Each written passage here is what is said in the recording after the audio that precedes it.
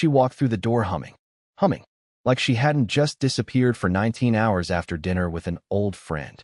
Like I wasn't pacing the living room at 3:12 a.m., holding my phone like it owed me an explanation. She didn't even look at me at first, just kicked off her shoes, slipped off her jacket, and headed toward the bathroom like it was any other Tuesday. I counted every second of her silence like it was a countdown. When I finally said, "Where were you?" she laughed. Not nervously, not guiltily. She laughed the way people do when they think you're being dramatic. "Oh my God, Reese, it was just a fun date," she said, brushing past me. "Stop looking like I robbed a bank." That word, date, hit different. She hadn't said catch up. She hadn't said dinner. She'd called it a date. "Did you just say date?" I asked, trying to keep my voice from shaking. She stopped at the foot of the stairs. "Okay, poor choice of words. Not a date. Like a nostalgia thing. He was in town, we got dinner, we talked. It's not like I slept with him." That, "not like I slept with him," came too fast. Too defensive. Like it was rehearsed. I stared at her, and she finally noticed. I wasn't blinking. I wasn't moving. I had become furniture in my own house. The furniture she never dusted. "Reese, I'm tired," she said, frowning. "You seriously want to fight right now?" No, I didn't want to fight. I wanted her to rewind time 24 hours and choose me instead of this fantasy blast from the past guy with a sleeve tattoo and dimples he probably weaponized over cocktails. But she didn't rewind. She went upstairs, and I stood there in my socks, holding a printed copy of our wedding vows I'd found in a drawer that afternoon. Yeah, I was that pathetic. I had pulled them out, thinking maybe reading them would help me feel grounded. They just made me feel duped. I slept on the couch that night. Well, I laid on the couch. No sleeping happened. Just the same thought on repeat, like a skipping record. She said it was just a fun date. She said it was just a fun date. She said it was just a fun date. But the way she smiled when she got home, that wasn't fun. That was fed. Like someone had poured something into her that she hadn't felt in years. And I was starving. She fell asleep upstairs like nothing had happened. Meanwhile, I lay on the couch staring at the ceiling fan, spinning slower than my thoughts. I told myself I was overthinking, that I always did this, that I always ruined perfectly normal moments with my endless questions and insecurities. But then again, perfectly normal moments don't usually end with your wife coming home after 2 a.m. in yesterday's eyeliner, casually dropping the word date like it meant nothing. Around 4:17 a.m., I sat up and grabbed her iPad from the bookshelf. I hadn't looked through her things in over 2 years. I hated it. I hate what it says about me. But I hated the silence in her explanations more. I opened Safari, not expecting anything. But then I saw the top search. Can you still feel something for someone after 10 years? My stomach turned. That wasn't something you ask Google after a friendly catch-up dinner. And right below that, a Google Maps link. It opened to a rooftop bar 2 cities over, not the restaurant she said they'd gone to. I zoomed in and saw the building name. A boutique hotel. I sat there in the dark, in my own house, wondering how I had become the outsider in my own marriage. I wanted to wake her up and scream. I wanted to tear through her suitcase and find some kind of proof, something I could hold up and say, "See? I knew it." But I didn't. I just sat there holding the iPad like it was radioactive, like it could still burn me more. By 7 a.m., I had already made a decision, not out of rage, but because for the first time, I stopped begging the universe to prove me wrong. I started believing what it had been showing me all along. I made coffee. Black. She hated black coffee. Said it tasted like burnt paper. I drank 2 cups while I packed her clothes. All of them. Not just the drawer stuff. I took the time to fold her favorite silk robe, her matching gym sets, even the ugly pajama shorts with little pineapples on them. Every piece of her life that lived in this house went into those suitcases. The hardest part? Her books. I stared at that shelf like it was a shrine. So many underlined pages. So many notes in the margins from nights when we read side by side. I couldn't bring myself to touch them, so I just left a sticky note. "You forgot how much these meant." Around 9:30, the door opened again. She stepped inside holding an iced latte and a shopping bag, completely unfazed. When she saw the suitcases by the door, her whole face went pale. Then came the fake smile. "What's going on?" she asked, like she had walked into the wrong house. I didn't yell. I didn't cry. I just pointed to the coffee table. The divorce papers were right there, with a pen. Signed. Dated. Filed. She laughed again, nervous this time. Reese, what is this? Are you serious right now? I nodded. You said it was just a fun date, I whispered. But you lied about where. You lied about when. And I can feel it in my bones. You're lying about what? She dropped the shopping bag. Her hand covered her mouth like she wanted to rewind time. But time doesn't rewind for people who play games with other hearts. She didn't say a word after that. Just stared at the door like she wasn't sure if walking through it would make this nightmare real. It already was. She didn't cry. That's the part that haunts me the most. She stood there staring at her own luggage like it had packed itself.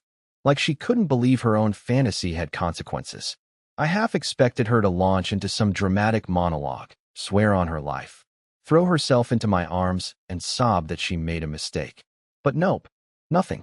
Just a twitch at the corner of her mouth, like she was calculating the next move in a game I didn't know we were playing. I walked past her, didn't even look her in the eye, and opened the door. Not to kick her out. I wasn't even that bold yet, but because I physically couldn't breathe in the same room anymore. It was like the walls had become witnesses to something filthy, and I didn't want them looking at me. She stepped forward slowly, heels clacking on the hardwood floor like she was walking away from a crime scene. She paused in the doorway, turned to me, and said the one line that made my skin crawl more than anything else. You're seriously doing this over a feeling? Not an affair. Not a lie. A feeling. Like intuition wasn't allowed. Like my gut didn't matter unless she validated it. When the door finally shut behind her, the house was so quiet it felt hostile. I sank to the floor, just collapsed like my spine had given out. I don't know how long I sat there, but by the time I stood up again, the sun was gone and my phone had 4 missed calls from her. I didn't listen to the first 3 voicemails. But the fourth one, something about it. I don't know. The length, maybe. Almost 4 minutes. I hit play. At first it was just silence, then a breath, and then she started talking. Slowly, carefully. Reese, if you're hearing this, it means you already made up your mind. And I get it. I do. You've always been the emotional one. You feel everything too much. And I probably should have been more honest about how I was feeling. But Malik showing up wasn't something I planned. It reminded me who I used to be. Before all the schedules. Before we became the couple who meal preps and watches documentaries. He made me feel like me again. There was a pause. Then she laughed, bitterly. But maybe that makes me the villain. I don't know. All I know is I didn't expect to feel anything. I didn't expect to want to see him again. And now here we are. I messed up. I know I did. But you're not innocent, Reese. You stopped seeing me a long time ago. You started treating me like I was a houseplant, something that's just there, as long as it doesn't make noise. Another pause. A longer one. I thought it had ended. Then she added one final line, like a nail driven straight through my chest. Tell me the truth. Did you pack my things because I hurt you? Or because you were finally relieved to have a reason? I didn't sleep again that night. But it wasn't because I missed her. It was because someone else texted me after midnight. Someone I hadn't spoken to in years. Malik's wife. At first, I thought it was a mistake. Just a wrong number. Or maybe some cruel prank by the universe. But the message was clear. 5 words. No punctuation, no emoji, just raw. You deserve to know everything. It came from a number I didn't recognize. I almost didn't reply. My hands were still shaking from Callie's voicemail, and my brain felt like it was stuck buffering. But something in me, maybe the part that had been quietly falling apart for months, knew exactly who it was. I texted back one word. Who? Seconds later, the reply came. Vivian, Malik's wife. I stood in the kitchen for a long time, phone clenched in my hand like a grenade with the pin halfway out. Vivian. I remembered the name in passing once. Callie had mentioned Malik was married now with a kid or something, but she'd brushed right over it like a throwaway fact. But here she was, texting me at 12:41 a.m. like she'd been sitting with this truth, alone, waiting for someone else to finally admit it was real. I asked her to call me. I didn't expect her to, but she did. Her voice wasn't angry. It was calm, tired, like someone who had been screaming inside for too long and finally gave up expecting anyone to hear her. I'm sorry to reach out like this, she said first, but I saw your name in the hotel booking. Malik's a genius at covering his tracks, but not with tech.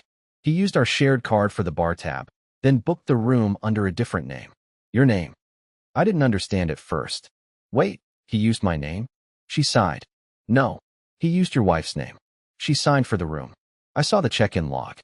I felt the bottom of my lungs collapse. It was one thing to suspect, another to hear your wife physically signed into a hotel with another man. But what stunned me most wasn't the betrayal. It was that Malik had done this before, more than once. He'd used different aliases, different excuses, different women. Vivian had been playing detective for years. And this time, the trail led directly to my front door. "Look," she said gently, "I'm not here to cause more damage. I just thought you deserved the truth. I would have wanted someone to tell me." The call ended quietly, but my thoughts didn't. I sat on the edge of my bed and stared at the pillow she hadn't used in 2 nights. I thought of all the times I blamed myself. For being boring. For working too much. For not planning spontaneous weekend trips like she hinted for months. I thought of all the books I read on how to be a better partner. The therapy podcasts. The calendar reminders to compliment her more. And none of it mattered. Because the whole time I was fighting for us, she was playing house with a man who cheats on his wife like it's a sport. The next morning, she came back. Probably thinking I'd cool off. Probably expecting me to be the same weak, spineless version of myself who apologized just for asking questions. But this time, I was waiting in the living room. Calm. Cold. And when she saw me holding her key in my hand, she didn't even ask. She just whispered, "You found out." She didn't cry when I held out her key. She didn't scream or beg or try to grab it back. She just stood there in the doorway, holding her purse like she wasn't sure if she should come in or run. I watched her eyes dart from the kitchen, to the hallway, to the packed bags still sitting where I left them 2 days earlier. It was like she thought this was all a bluff, like I was too weak to follow through. I dropped the key on the coffee table without a word. The sound it made felt louder than any argument we'd ever had. She finally spoke. "So you talked to her?" I nodded. "Vivian." Callie let out a breath through her nose and rubbed the side of her neck like she'd just pulled a muscle. "Of course she called you. I figured she might." "You figured she might?" I repeated. "Not you figured this might blow up in your face? Or you figured cheating on your husband would have consequences? Just she might call me? That's what you were worried about?" "I didn't cheat," she snapped too quickly. "It wasn't like that." "Oh, really?" I stepped closer, my voice rising.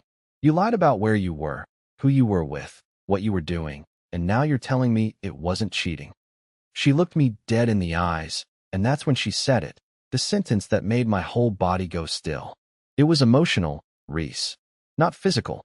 That's not the same." I actually laughed. Not because it was funny, but because I couldn't believe I was hearing this. I pointed to the iPad still sitting on the table.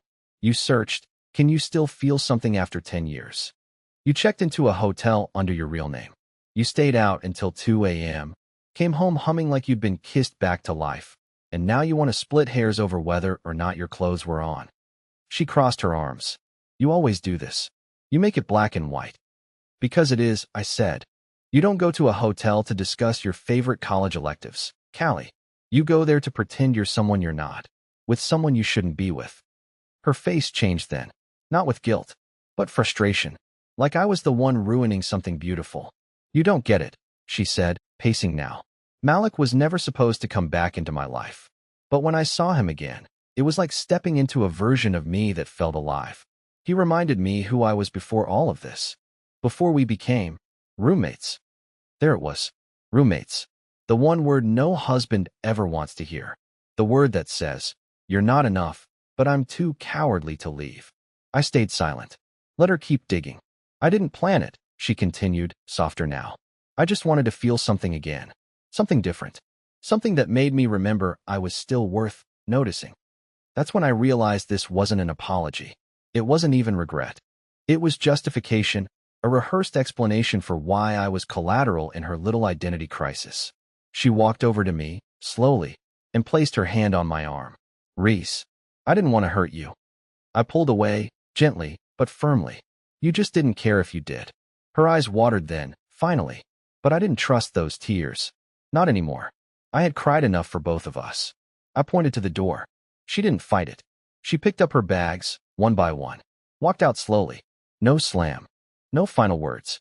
Just the soft, heavy sound of a door closing on everything we never fixed. I thought that was the end. The bags were gone. The door was shut. I told myself that was closure. Neat, final, done. But the thing about endings is that real ones never come with silence. They come with echoes. And one of those echoes was sitting right there on the floor of the coat closet, wedged behind her favorite pair of boots. Her journal. Callie never wrote in anything.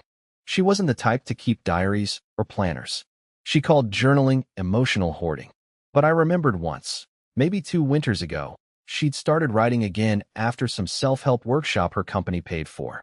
I hadn't seen that notebook since. I thought she tossed it.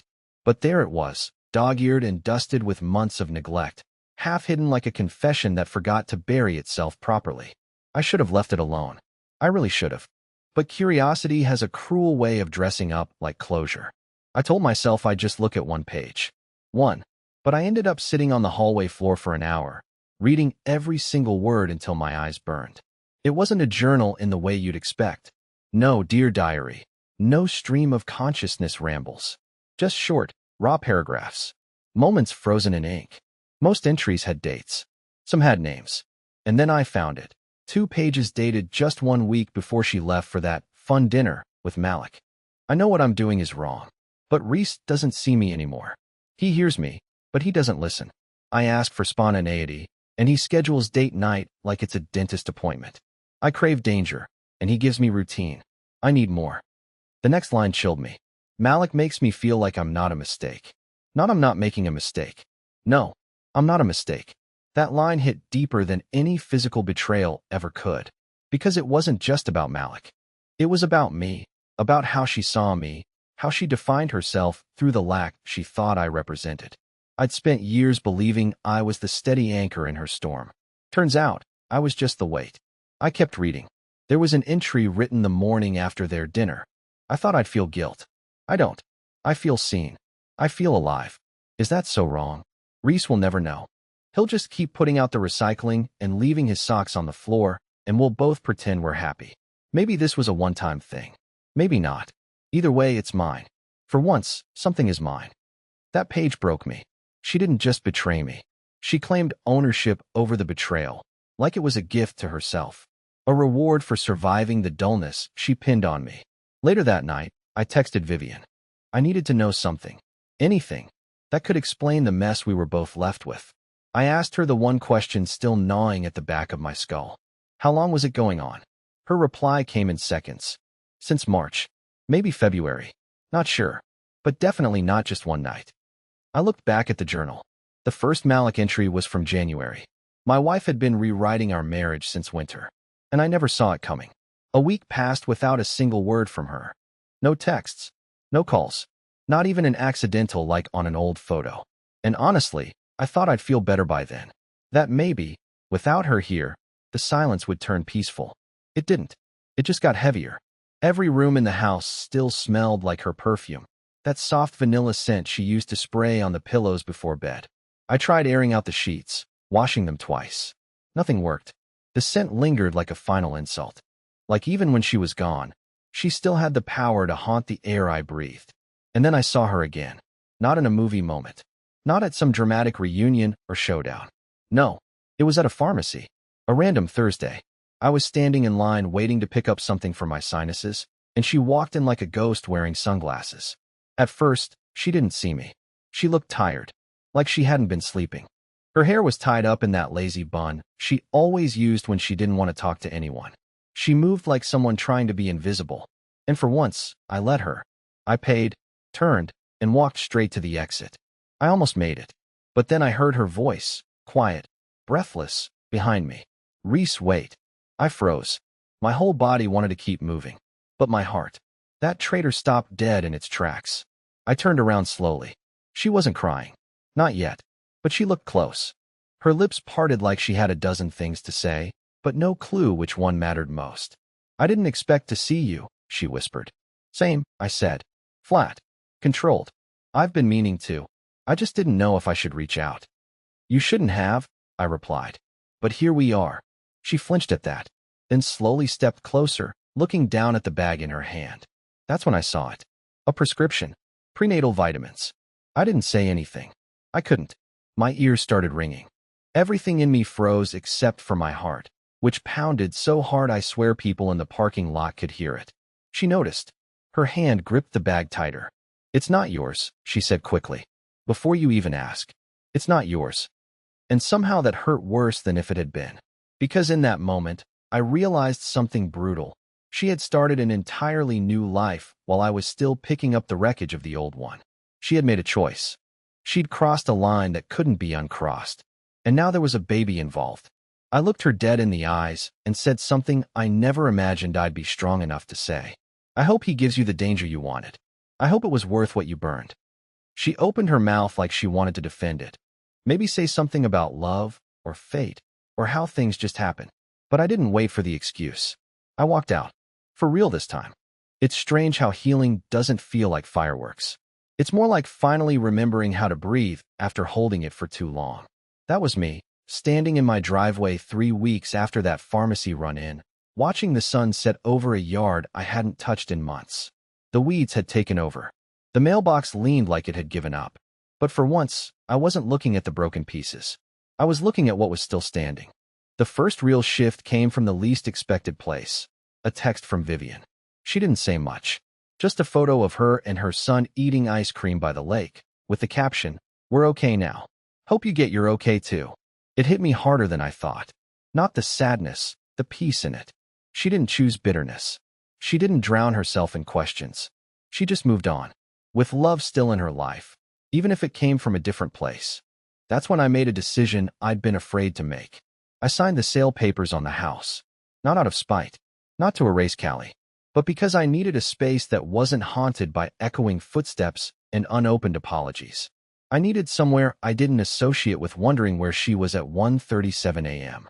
A week later, I moved into a modest apartment near downtown. Nothing fancy, but it had big windows and quiet neighbors. And more importantly, it was mine. 2 months passed. No contact. Until one day, a letter arrived. Not an email. Not a text. A real letter, handwritten in soft blue ink. It was from Callie. No return address. Just her first name on the back. I held it for an hour before opening it.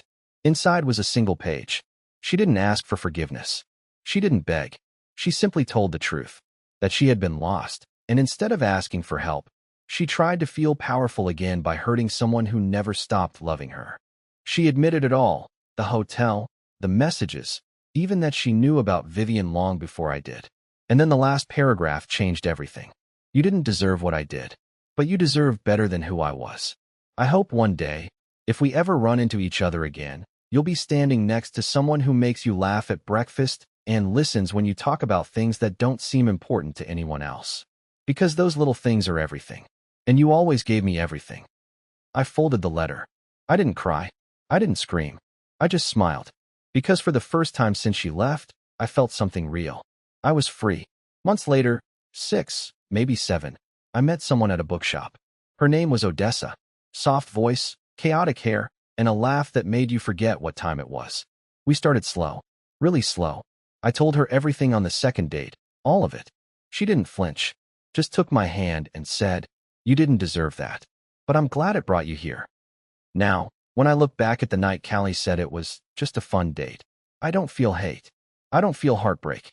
I feel grateful. Because sometimes losing what you think you can't live without is the only way to find what you actually need.